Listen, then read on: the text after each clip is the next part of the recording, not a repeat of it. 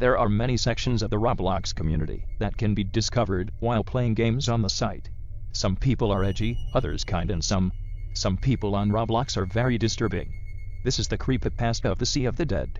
The user telling this story had recently lost their younger brother and was playing Roblox, a game their brother liked very much. They didn't play too many games and browsed the large library of experiences, occasionally playing a few games for 20 minutes or so before leaving and playing another one.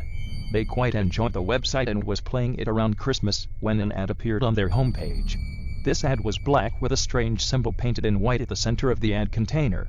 The symbol vaguely looked like a poorly sketched Roblox avatar, with its head hung low almost in sadness. Intrigued by the unique advertisement, they clicked and were taken to the game page for an experience titled Sleeping Soundly. The game thumbnail was of a classic Roblox city in its blocky appearance. Its description read SHH, "Be careful not to disturb the residents, they are resting." The user entered the game and after a few seconds the game loaded in. The player was on a flat grass plain, with a wooden white picket fence that appeared to extend infinitely left and right. Over the fence laid hundreds of evenly placed gravestones, each one having a different, unique name on them. Squinting in on the gravestones, the player saw that each name was of a famous person who had died from a while ago. The gravestones appeared to be ordered by birth-death dates. Looking up, a gray skybox loomed above the user with a few lone dark gray clouds dotting the atmosphere. Curious, the user attempted to cross the fence and jump into the graveyard, but an invisible barrier stood in place, blocking any entry. Walking along the fence, the gravestones' datings became older and older, and the stones themselves became more cracked and aged. The text began to fade as the user continued down the fence line. They soon came across an entrance. It was an open gate with a large golden sign reading Sea of the Dead. The user stepped into the graveyard and began walking forward into it. Names that the user recognized started showing. Abraham Lincoln, Mahatma Gandhi, Elvis Presley were a few the user remembered from their experience. As the user walked deeper into it, a feeling of fear grew. A strange shadow of a figure seemed to be crawling from gravestone to gravestone, stalking them. Looking at the player list, the user found no one. An entity appeared in the distance, standing in front of one of the stones. It appeared all white with a rose in hand. The user walked past it and continued until they found a small cabin in the yard.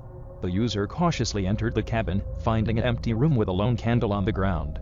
The user looked around the barren room to find an out-of-place shadow. No, not a shadow. It was another entity. As the user realized this, they began walking towards it. A dialog box came into view above the model's head. Clicking on it, the creature says, "Hello." The user asked where they were. The entity responded. The chat ended, and the user, with nothing else to do, left the cabin. About to leave, a gravestone caught the user's eye. It had a familiar name on it. The user tensed, their eyes locking onto the text.